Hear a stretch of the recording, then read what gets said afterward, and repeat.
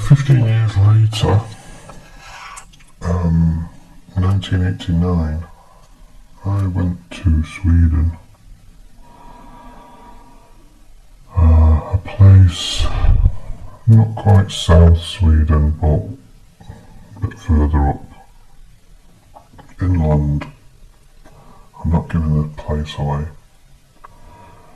And I became aware of something where I was staying. First of all, there was a howl. It was very bad weather. It was snowing, sleet, snow turning to rain, driven sideways, strong winds, and I'm peering through this awful weather, and I heard this howl.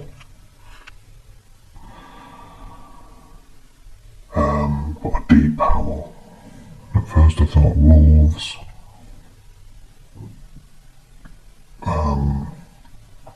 I also thought someone must have some amps in the flats.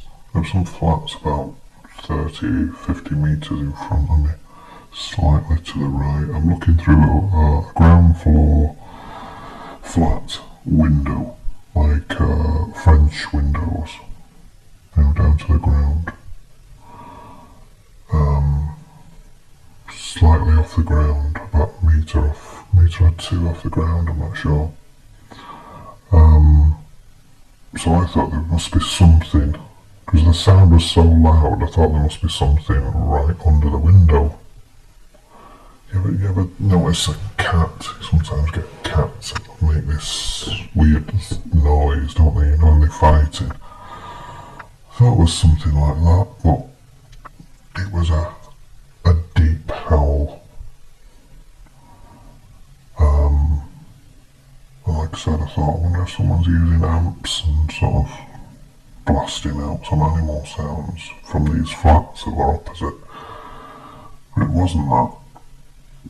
At least I don't think it could have been that, I don't know, but in hindsight I realised it was none of those things. What it was one of these bloody, what they call the forest people.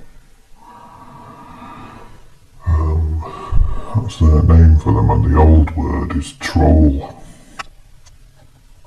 And none of them take it seriously. They all think it's a big joke. But in Sweden they need to start taking it seriously. Because the person I was with said people in that area had gone missing.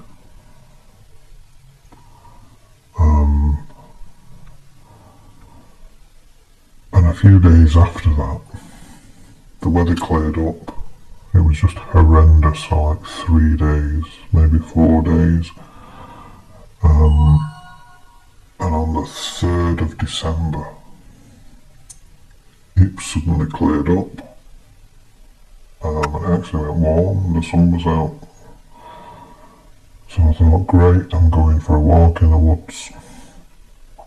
And my friend said, what did you say now? Don't go. It's not safe. I said, what do you mean it's not safe? She said, there's something in the woods. I think at that point I'd forgotten about the howl. I just dismissed the howl. It was only afterwards I thought I'd put it together.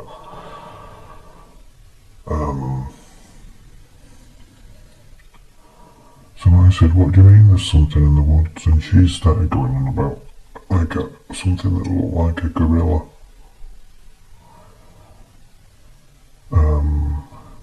Well, I was well into nature. I'd never heard of anything like that, even in Scandinavian, Sweden, wherever.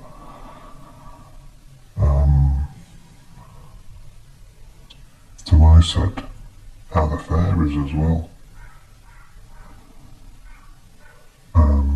And she went quiet at that point. She wasn't very nice of me. I said, "Are you coming?" She said, "No." I said, "Right, I'll call me home then." So she had a map. She didn't want me to take it, I don't think. Can't remember now. But I had like an idea of where I was going. And I had a compass on me. And I knew it was pretty straightforward. I think I must have planned it because it was straightforward. So it was like north to a big lake, and then obviously retrace my steps back to the flat. Hopefully not getting lost. So it's pretty straightforward, and it was about 2 miles, 1 mile. It was about half an hour there and about half an hour back, so it would have been about 1.5 miles in one direction, so 3 miles altogether. So I set off, and I'm walking along, and it's getting more forested, to a point where there was no buildings that I could see. It was just woodland either side. Now this is a pine forest, so it gets very dark, and as the trees fall to the ground, they're not rotting because they're full of resin, and you like get a build up on the ground of dead trees and branches and litter in general. The path I was on was quite wide because they do look after the walking routes in Sweden, so it was wide enough to get a van down. And it was like a bit of gravel. It was like gravel underfoot. But there was still a bit of ice around, and there was like layers of snow falling off the branches. The pine, was it Norwegian spruce they were, and the snow would like sit on the branches, and every now and then it would fall down. Because it was all thawing out. This was about, about 5-6 degrees, which was really warm considering it had been below zero for the last few days with a strong wind, which made it much colder.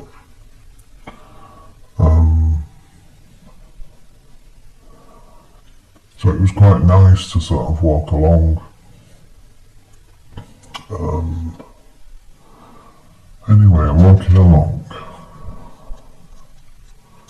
and I became aware of something on my right, about 30 meters off the trail, paralleling me. And one of the first things I remember was a large branch that was on the ground. This is 30 meters away, and something must have stepped on it because it broke, and I could feel it through the ground.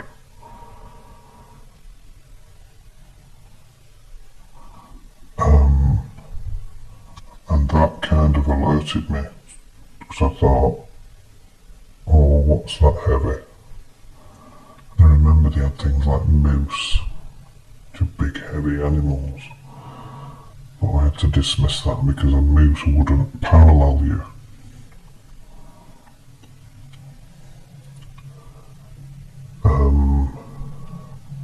So I was already quite worried, but I tried to shake it off, and because I didn't want anything to spoil my walk. So I'm listening out as I'm walking along, and I heard something directly behind me. I think it must have stepped in the middle of the path. So I whirled around,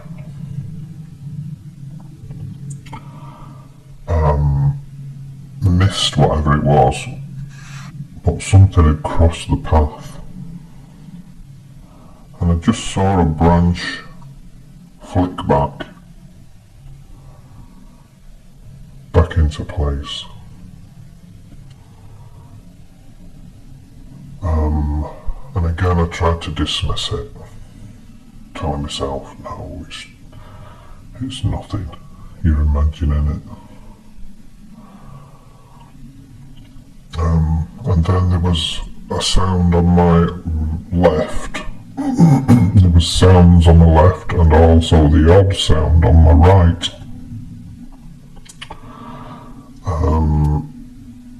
But slightly behind.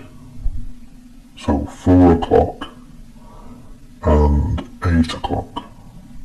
Slightly behind me as I'm walking along. But only the very occasional sound, to the point where you think, well, is there something there? Have I imagined it? Is it just birds? Is it snow just dropping off the branches?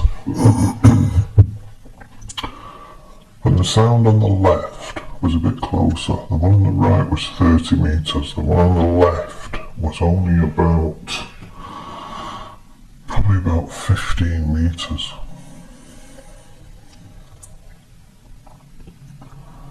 So I could hear that one a little bit better. And I'm walking along. I don't know how long it went on for, but it was a few minutes.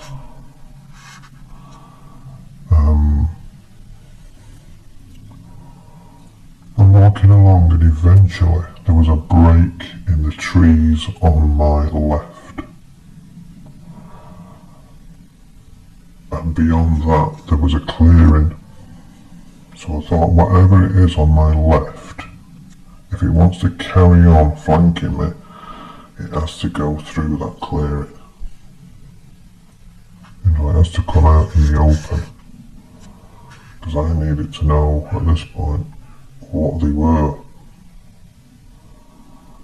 If I'm travelling north into a wilderness and I'm being followed, I needed to know what was following me urgently. So what I did, as I approached this clearing on my left, it was only a clearing of about, 3 metres in the trees. I started walking on the spot, or doing fairy steps, but trying to keep up the same rhythm that I'd been using previously, to try and feel whatever is on my left to cross this clearing.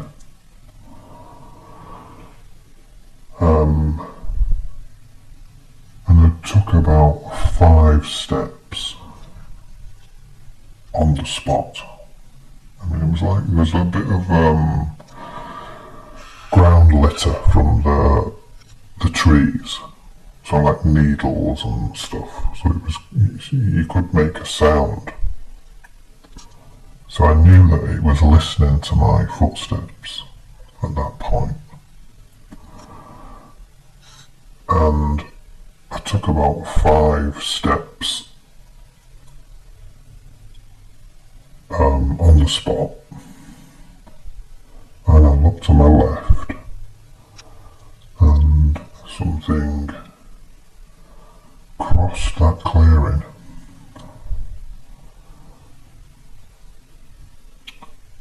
It was only 15 metres away, and when I saw it,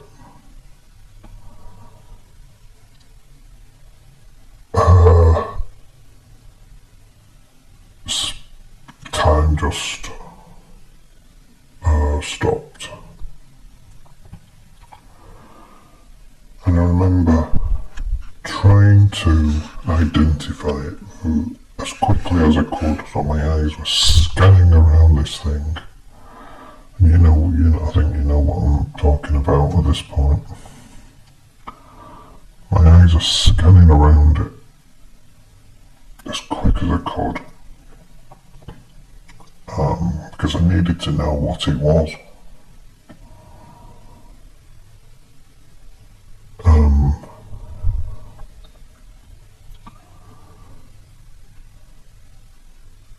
And at some point I thought, I know what it is.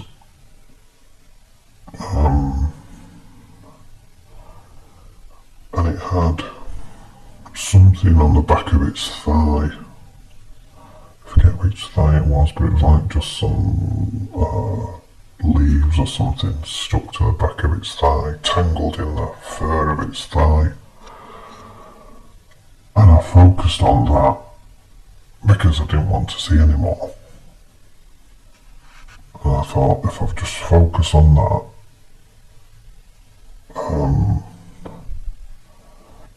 because I suppose I needed a rest because I'd seen too much.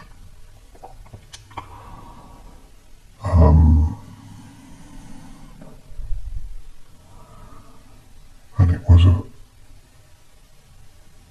about 6 foot tall, and it was creeping, just like me and you would try and creep through dense woodland. You've got leaves and litter on the ground, and you need to sort of do it quietly. And that's exactly what it looked like, only you could see that it was incredibly athletic and strong. I don't know if at the time I realised it was a young one, or whether it was after. I think it might have been afterwards I realised it was an adolescent. It was like, I would say it was a teenager. And not a very clever one, because it exposed itself. And within about 3 seconds, I mean, it was only visible for a few seconds, but within about 3 seconds,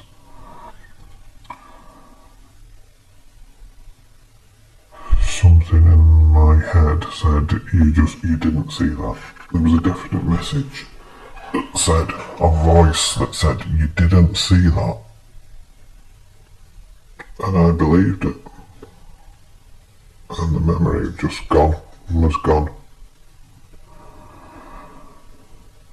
And it disappeared into the trees, and I carried on walking, not realising that I'd seen it. But realising that I was still being followed. I know that's hard to understand, but that's what happened.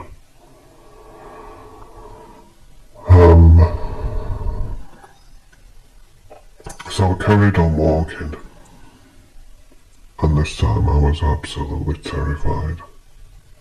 I mean, I was scared before, but after seeing that, I mean, even though the memory was gone, my levels of fear had just been cranked up to such ridiculous level.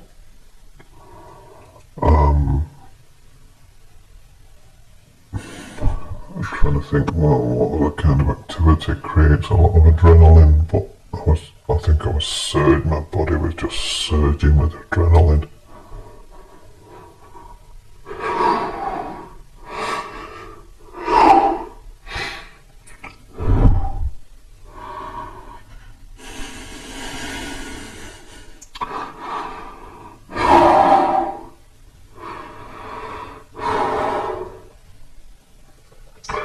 So I carried on.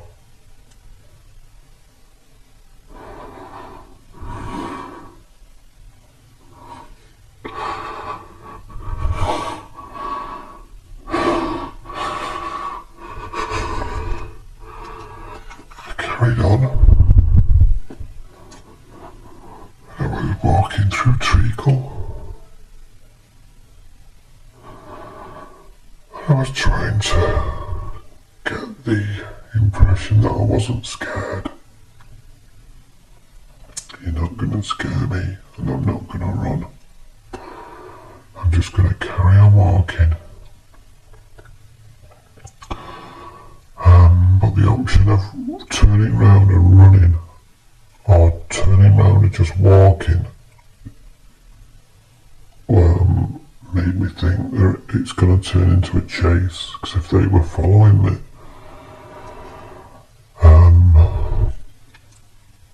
by trying to get out of that situation, I thought, I don't know, I just thought it would end up in a chase. They would just close in. But I didn't know what they wanted at that point, but I had a really bad feeling I was being hunted.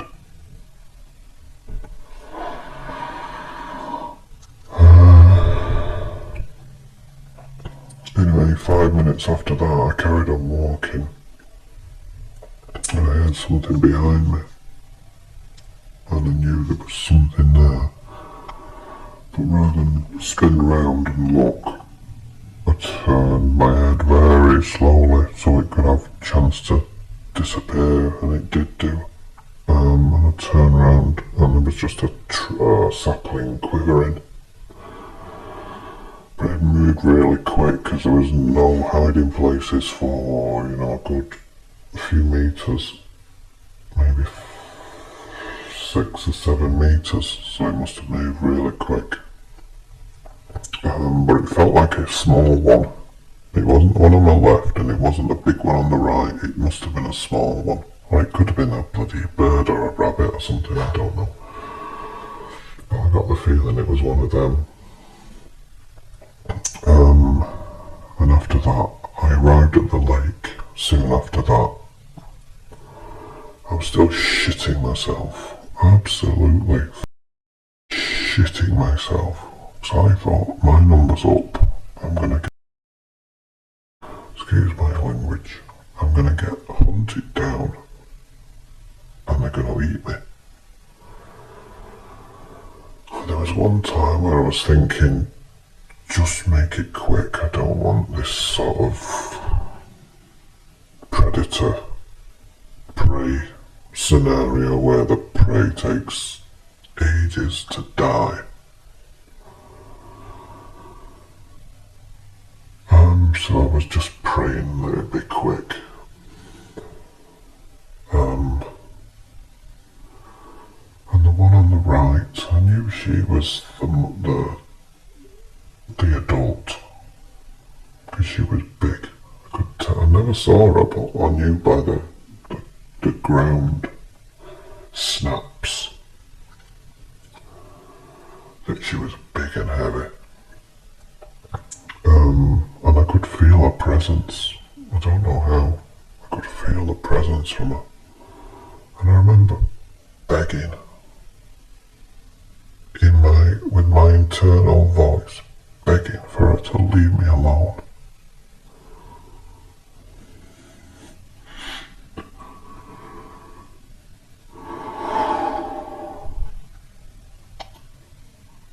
That's bloody years.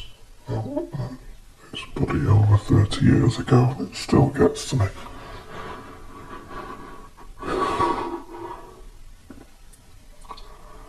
Anyway, after that, I got to the lake. I looked at the lake. I thought, stuff the lake. I don't want to get out of this. And I turned back. I'm walking slowly all the time, because I knew, do not run. That was the one thing I mustn't do, run, and I knew, I got the feeling that's what they wanted me to do, set off running and panic. So I kept really calm, but it was so hard to keep calm. Anyway, there'd been nothing. Once I turned back, there was no sounds, and it all kind of went quiet. Or back to normal. thought, oh Christ, have they left me now? Is that it? Is that the end of it? And I remember thinking that I need to run because my body was so jacked up with adrenaline. I was getting cramps in my legs with it. And my whole body was just cramping up. I thought I needed to run. I thought I can't run because if I start running, they'll be after me. So I walked as far as I could back. I'm going back now, so I'm going south. And I'm listening out for any sounds, but there was nothing, and I knew they'd left me. So I walked a bit further, I don't know how far, and then I started to jog slowly. I had to. I didn't want to run, but I knew I had to because the cramps in my body were so bad. And after jogging for a bit and listening, there was no sign of anything following me, so I started running.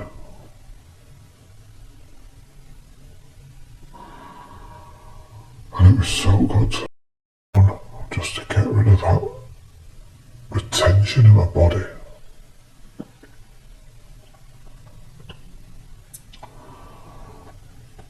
And it was pretty easy, the route, but I remember there was one point where I wasn't sure which way to go.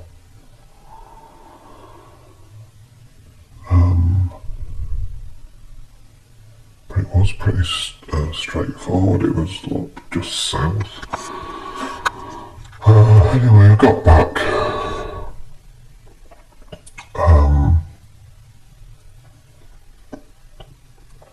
And she said, did anything happen? And I said, something followed me. And she went, oh.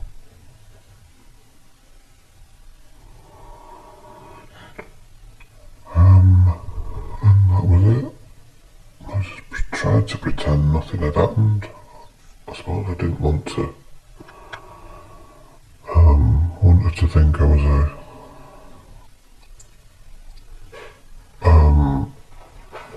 mad. So I tried to just put a brave face on it.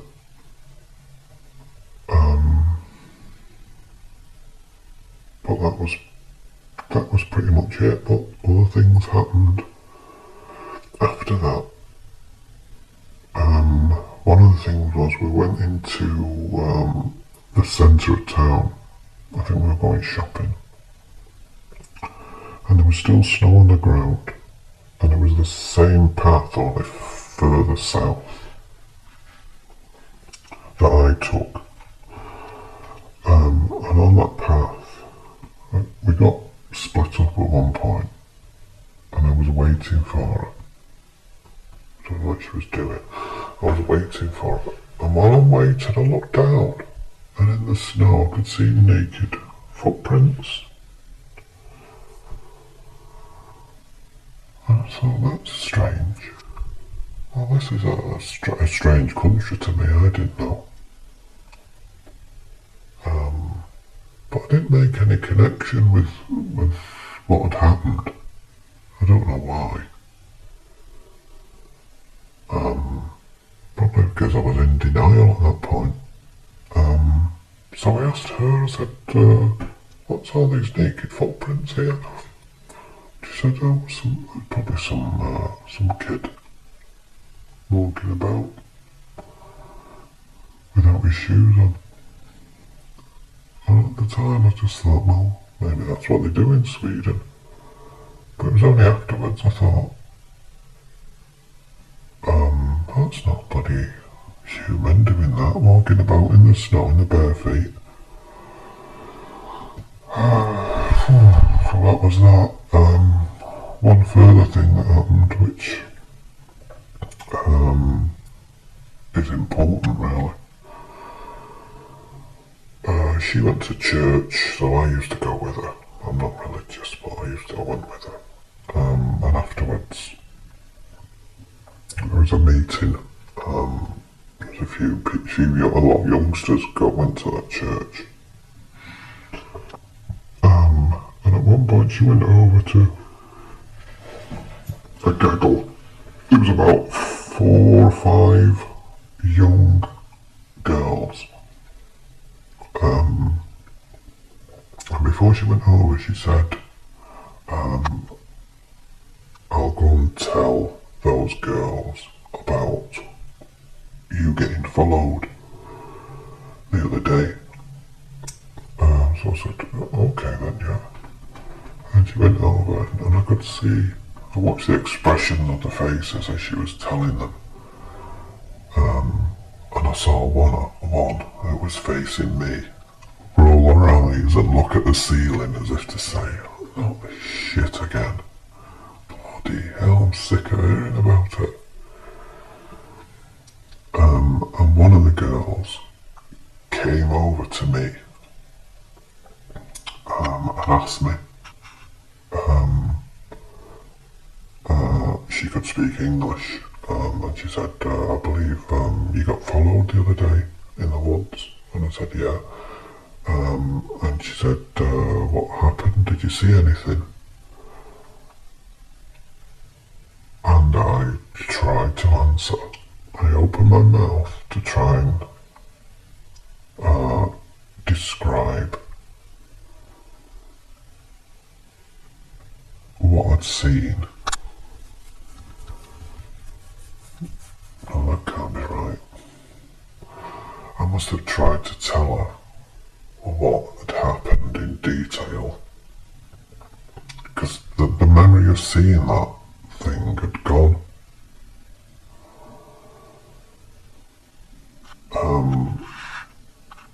I'm not sure what it was I was trying to describe, but I opened my mouth to try and speak, and I couldn't speak. I couldn't get the words out.